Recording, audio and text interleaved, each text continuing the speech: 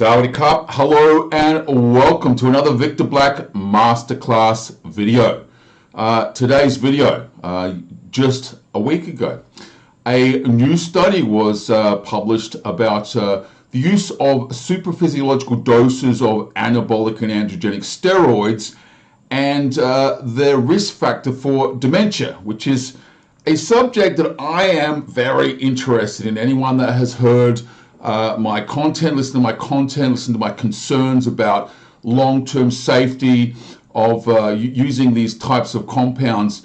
There's really three areas that I'm focused on trying to understand myself for my own use and for my clients' use.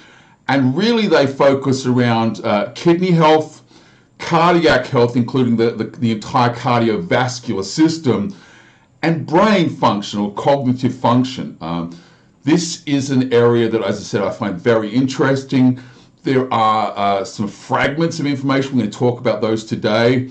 And this, as I said, is a new study. It just came out on the 25th of February, 2019. I thank Professor Scott Howe for drawing my attention to this study. Thank you very much, Scott. Appreciate that.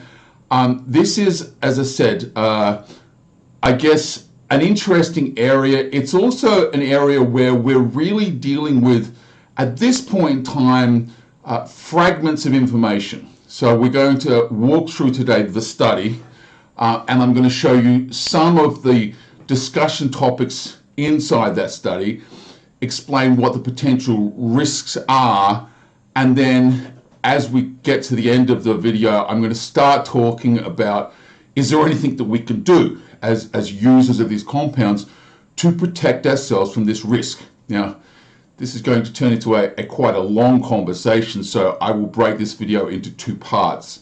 I'll probably make part 2 of this video tomorrow, and so most of the, okay, so what next discussion will happen tomorrow, I will touch on one or two areas today because I just want to kind of get that ball rolling.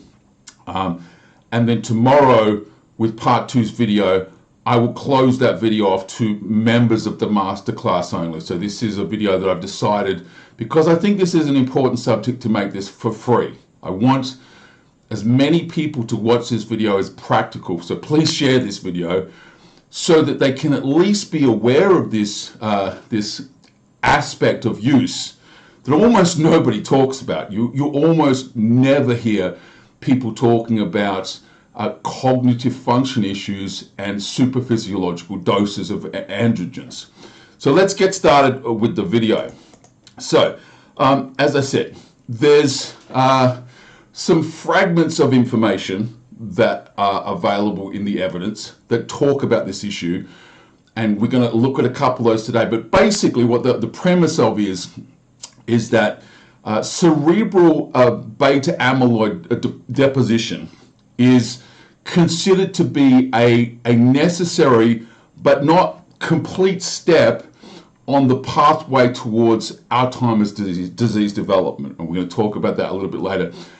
And by extension of that, there is a relationship, let's call it, an observed relationship between two things. One is the excessive oxidative stress caused by steroid use in large doses, as well as an increased expression of proteins, basically, that cause beta-amyloid deposition on use. So if we make the connection there to, just in a very simplistic way, people that are interested in Alzheimer's disease research and treatment and prevention discussions are very interested in this area of cerebral beta-amyloid deposition. And at the same time, we have a compound here that potentially increases the expression of that protein, the synthesization of that protein.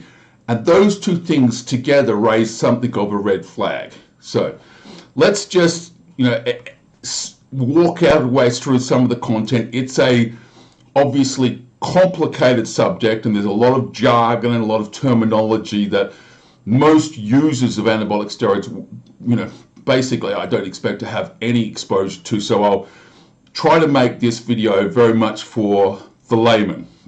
Okay, so if I oversimplify the conversation for those amongst us who have a background in this space, then please offer my apologies, but I'm really trying to reach an audience of users rather than the research community themselves. Okay, so let's step through this.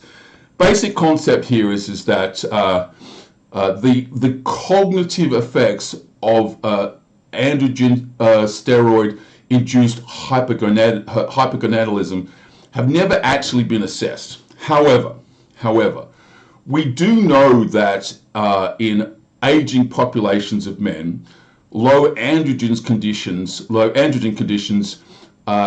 can cause us to see some cognitive dysfunction. Okay. In fact, if you actually have a look at the study data that's available on the subject, there is a correlation, and causation isn't necessarily correlation, but correlation between androgen deprivation therapy for people that basically undergoing prostate cancer, for men that are undergoing prostate cancer, where they deliberately and chemically deprive them of androgens, and potentially significantly elevated future risk of Alzheimer's disease. And one might then question, well, what's the point of that? Isn't that the opposite of what we're doing, where we're exposing ourselves to extremely elevated levels of androgens? And the simplest way I could describe this is basically, as with so many of the aspects of what we do, there is literally we'll call an inverted J curve in effect here. What that basically means is that there's an optimal range of androgens that the human body is supposed to be exposed to. And too little androgens causes problems. And in this discussion, too little androgens can cause cognitive function issues. Okay. At the same time, if one follows that, it's not much of a stretch to imagine then that too many androgens can potentially cause problems as well. So we know that low levels of testosterone cause a series of problems that are cognitive dysfunction related, and there is a correlation between individuals who have androgen deprivation therapy undertaken and future risk of Alzheimer's disease. So we're going to be talking about the other end of this scale, okay, which is basically too many androgens and the consequences of that action here. Okay, now the reason I mention low is, honestly, I find that when I speak to guys about this subject and I start with a conversation about, you know what, there's a problem with low levels of androgens, most of them shake their head and go, yes, yes, yes, that makes sense. And they're a little bit more open to then understanding that maybe the opposite end of the spectrum, there's potential problems there as well. So I always like to explain to people, there's too little and too much. There's an optimal range. And when we fall outside of that optimal range, we can potentially expect consequences to that action. Okay. So basically what we have here is there have been a number of studies in relatively recent years, this is from 2013, that look at the cognitive deficit effect of long-term anabolic and androgenic steroid use. All right, and there have been, as I said, a number of small studies that really don't look too good for us. All right, they basically start to show potential issues of loss of cognitive function with very high levels and long-term use of these types of compounds. Not great news for us. Okay, so as I said, there's this study here. This is an interesting study. I'm just going to kind of throw some point markers out here because this is really not the point of the video. This study here looks at the consequence of age of starting exposure to these compounds. This was done in 2014, and basically what it's saying is it would appear that the younger you start these exposure to these compounds, the worse off you're going to be with long-term consequence in terms of cognitive function issues. Okay, so young guys are more at risk for this issue than older guys. And that, interestingly, Also, guys, as we get on a little bit later on in this video, we're going to talk about some of the other risk factors, other recreational drugs, other lifestyle behaviors that can have a consequence towards this outcome. That also applies to those you guys. The earlier you start to expose yourself to these elevated risk factors, these lifestyle behaviors, the potential worse the consequences are for you long term. Okay, this was a study that I find very interesting. I think this was done in 2017, if I remember correctly, and it's basically looking at the structural brain imaging of long-term anabolic and androgenic steroid users. So both in the weightlifting community, both users and non-users, and looking at brain volumes and the differential between exposure to large doses of these compounds over long time frames or not. Not fantastic news, I've got to tell you guys. There is a difference between steroid users and non-steroid users in this area. And again, this is a study that if you're interested in it, I would more than encourage you to find this study, 2017, and have a read of that. The point being here is that there are some studies out there in this space, right? This is not completely like, wow, where did that come from, left of field. This is an area that's been looked at over the last 10 or so years, and we seem to be getting more traction, which is great because we're starting to get more data on the subject, and we can start to make better and more informed decisions about what the actual consequence of exposure is. So, what direct evidence do we have that looks at abnormal androgen levels increasing beta-amyloid levels and toxicity levels in human beings? To the best of my knowledge, there are no human studies that have been published to date that describe this effect. Okay. However, there are a few animal models that we should probably have a look at. The most famous of these is the testosterone, the trenbolone study that I often refer to when I talk about trenbolone and trenbolone risk of use. Trenbolone is a fascinating compound. It's a compound that is plausibly better for you than testosterone in some regards because it is in fact a SARM. It has a therapeutic index of less than 1, meaning that it is more anabolic than it is androgenic, and significantly so. It will cause a more SARMs-like outcome than the administration of testosterone. But there is one great question hanging over it, and that is about basically degradation of cognitive function through this exact mechanism, I should point out. So this is a study that came out, again, I can't remember, 2014 or 2015, forgive me if that's wrong, that basically raised a lot of questions in this community about trenbolone. But interestingly, that's not the only study that we have in this domain. This is a study that actually looks at this subject in, not in rats, and this time this is in guinea pigs, male guinea pigs, that looks at testosterone, which is fascinating. Now, you have to appreciate that the doses of testosterone here are very significant. So this is a study that was basically done at 20 milligrams per kilogram per day for 4 to 6 weeks. That's a lot of drugs, all right? That's a lot of drugs.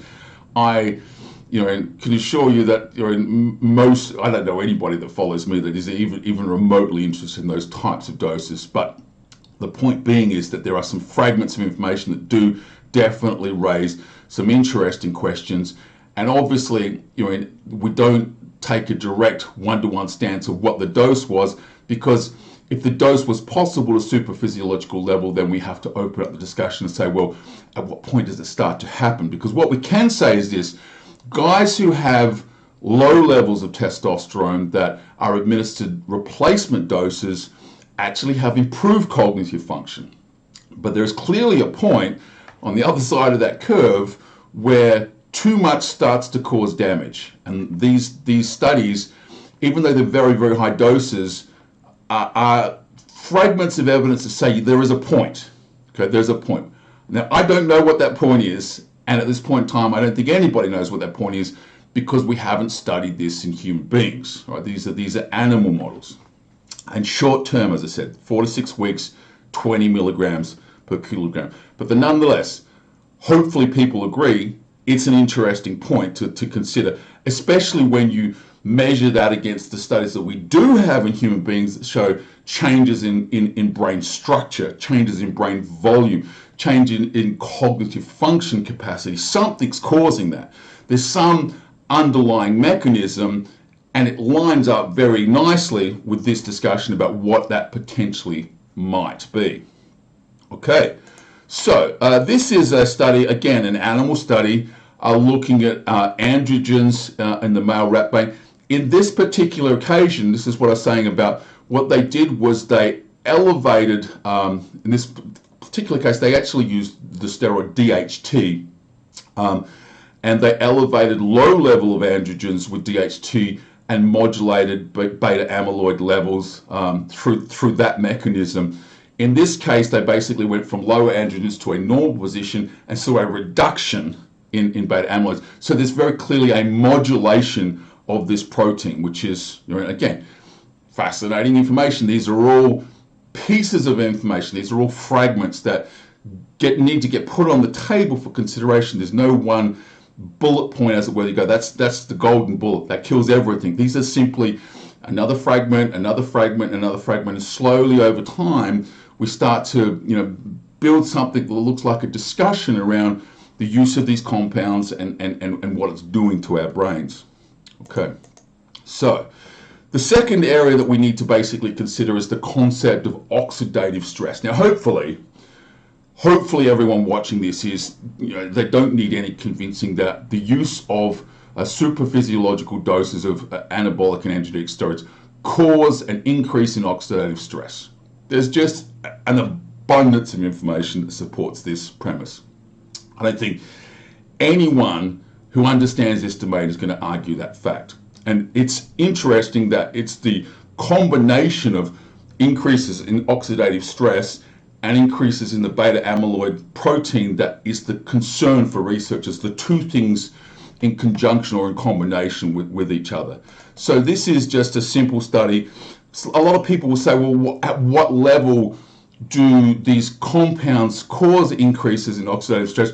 This is a study that was done on healthy men with no experience with anabolic steroids. They're basically natural healthy guys that were given 500 milligrams, a single shot of 500 milligrams of testananthate, and just from that, there was a noticeable increase in systemic oxidative stress against the 2014 study.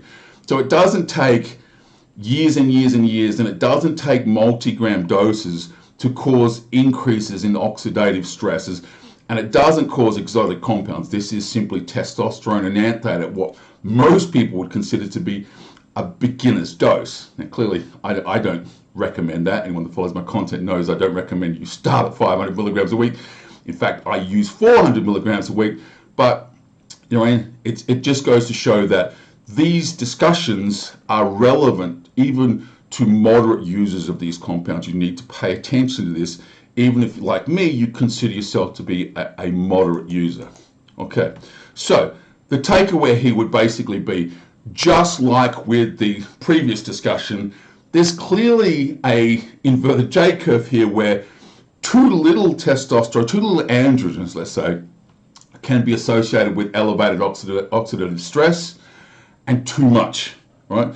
There's a sweet spot, there's a range, there's an optimal range where we really want to try and keep our androgens so that we don't expose ourselves to these elevated stresses. Now, the reality is, as bodybuilders, as strength athletes, as competitors, very, very hard to stay within that range. And so, quite honestly, we were operating outside of that range, and we're going to talk a little bit about the consequence of that as we go forward here.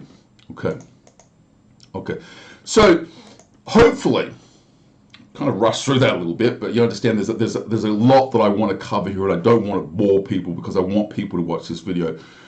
Hopefully, the takeaway to this point would be, look, the long-term use of supraphysiological androgens raises concerns over brain health. Let's call that cognitive function health, both potentially short-term and long-term. And there's two potential mechanisms that we need to be aware of. One is the increase in oxidative stress, and two is this laying down of these proteins that are correlated with basically dementia diseases like Alzheimer's, right? So the question begs, right, is there anything we can do to protect ourselves? Because let's be honest, there's probably nobody watching this that's going to listen to that and it's going to freak them out so much they're going to stop. Maybe there is, but it's probably not going to freak me out so much that I'm going to stop. I'm going to ask the question, is there anything I could do to protect myself from these effects? That's the logical, rational next step in this conversation, if you ask me. And so I think it's important to understand that even though these beta-amyloid depositions are considered to be necessary for Alzheimer's disease development, they're not in itself sufficient. Okay, so that what that means is that just because you have an elevation of these proteins, that you're automatically going to suffer from this disease. Okay, and there are a number of things, and this is really taken from the literature that looks at prevention and treatment of Alzheimer's disease, that you can do preemptively to basically protect yourself, right? And the first one is a little bit strange. The first one is as simple as building a cognitive reserve. And what we mean by that is individuals who are engaged in mentally stimulating activities are far, far less likely to develop Alzheimer's disease, right?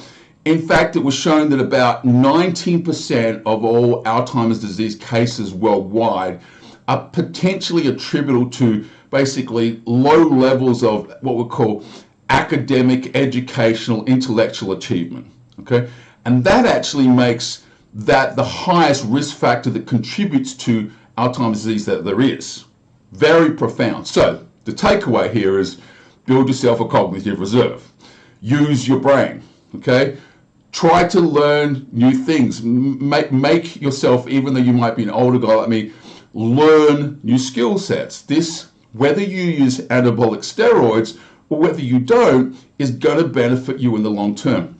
In fact, there was like an interesting body of data that came out relatively recent in the last few years that basically talked about the benefits of bilingualism, the ability to speak two languages, has a profound effect in this regard, because it basically, again, it's using your brain in a meaningful manner. And one of the things, I'll be honest with you, a lot of people in the professional bodybuilding world are so singularly dimensional that they're almost like stacking up the risks one on top of the other. So guys, build yourself a cognitive reserve.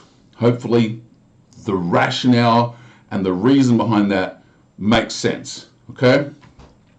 Right. Second thing we can do is we basically can understand that, we can understand that there are many stresses that we could potentially place into this very same discussion. It's not just steroids here, right? So there are other related, we'll call them elevated risk profiles, right? Smoking, use of opiates, use of cocaine and methamphetamines, drinking, all right? Polydrug use, polypharmacy drug use.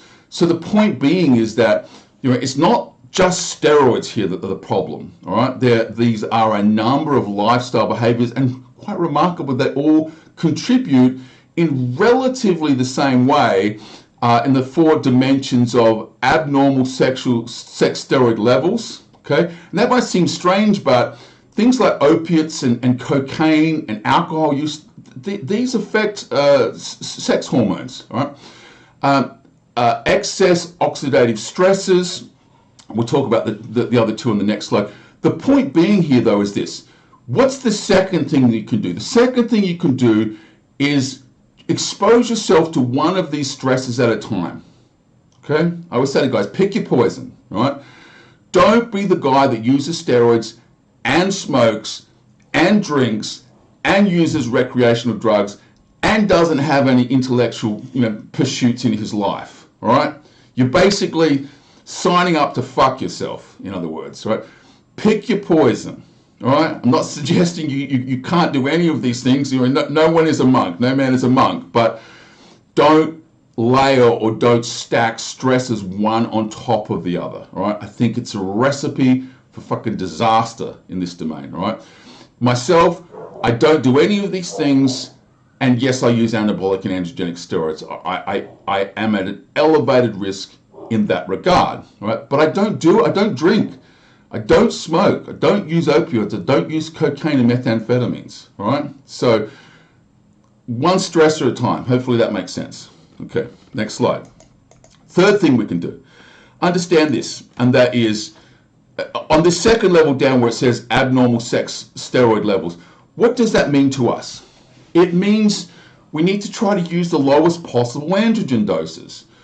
You know, a lot of guys are obsessed with this more is better. Right? And I think if you're a responsible user, you start the discussion from the point of view of what's the minimum amount of drugs that I can use, not what's the maximum. How much is the smallest amount of compound I can use and realize my goals? And as much as I browbeat that, as much as I beat that into the ground, it's just true here. The further you are out of range, the more likely you are going to have issues in this domain in the future. All right? The second area is excess oxidative stresses. All right? Now, there are a number of ways that we can deal with oxidative stresses. One of them is through the use of antioxidants that inhibit oxidative stress, and we need to basically make sure that whatever antioxidants we're discussing here have the capacity for them to be functional within the human brain. So we're going to talk a little bit about that moving forward into this video and as we move into video 2. And then basically what we can do is talk about something called nuclear endothyroid related factors or NRF2. This is an area again where there are a couple of inhibitors that we can look at. Some of them are nutraceuticals, which basically is just a food that's used as a medicine. Let's call it that, keep it simple. And of course, pharmacology, so medical drugs. There are a couple of things that we can look at in this domain. And then basically there's a space in the glycogen synthase kinase 3. That's an enzyme basically, again, that we have inhibitors that we can potentially deploy here to assist us in our cause, right? So we need to look at what those inhibitors are potentially, understand the practicalities of deployment, the costs of deployment, the risk factors in deploying those inhibitors themselves, and make a decision not only about minimizing lifestyle exposure to this demand, but are there countermeasures, for want of a better word, that we can put in place that might potentially aid us in this domain. So let's start with the first. I'm just going to cover this off in this video, and then I'm going to stop the video and we'll come back tomorrow and talk about the follow-on from this. I just want to get this ball rolling so guys can see what I mean by this. So the first one I want to talk about is basically antioxidants. Now, I'm going to assume that everybody here is familiar with the overall concept of an antioxidant, right? And I'm going to use an example here. So there's an antioxidant that we regularly use in our domain called NAC, right? And NAC has actually been evaluated as a potential treatment for Alzheimer's disease, right? And for other neurological disorders. The problem with NAC is that the brain uptake for NAC, we're talking about the brain here, right, is actually very, very poor, right? NAC is actually actively extruded from the brain, right? So it's an antioxidant that can be very competent and very useful to us in other parts of our body with dealing with oxidative stress. I'm not in any way against the use of NAC. However, it's not going to serve any function to us here, right? Because we're talking about oxidative stress in the human brain. However, there is an analog of NAC that has significantly greater brain bioavailability, and that's basically NAC amyloid. And NAC amyloid has been shown in a number of studies to have a very contributory role here, right? Can help us basically attenuate oxidative stresses in the brain, which is good news, right? Fantastic news.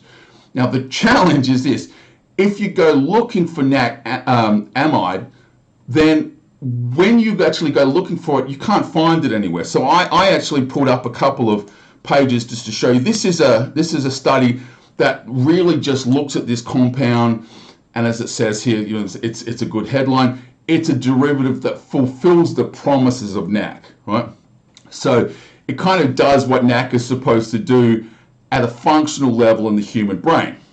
Now, the challenge, as I said, with it is sourcing it, right? The compound is technically available, but you have to get it from basically research companies, and you can see the price of it here. For 50 milligrams, it's 500 pounds. And I thought that has to be wrong, so I went and checked a couple of other sources, and this one's even more. So 200 milligrams is $1,575 US. So in other words, this is a true research chemical, right? There are some studies on it, and you can read about this through these studies. It's very, very capable and very competent in this area, and hopefully we'll start to see this compound being made available to the community so that we might potentially look at it as an antioxidant with regard to oxidative stress. But right now, it's not practical, right? So on one level, the antioxidant NAC, right, doesn't help us in this regard because it just doesn't work on the human brain, right? It can work on other aspects and other organs in the human body, but not on the brain. And the analog of NAC that does work is just ridiculously and prohibitively expensive. So what does that mean? We don't stop there. We just basically move on to the next class of compounds, and until we get to the point where we find compounds that contribute in a meaningful way, or potentially contribute in a meaningful way here, and are practical for us to deploy. In other words, they're cost effective and efficacious at the same time, right?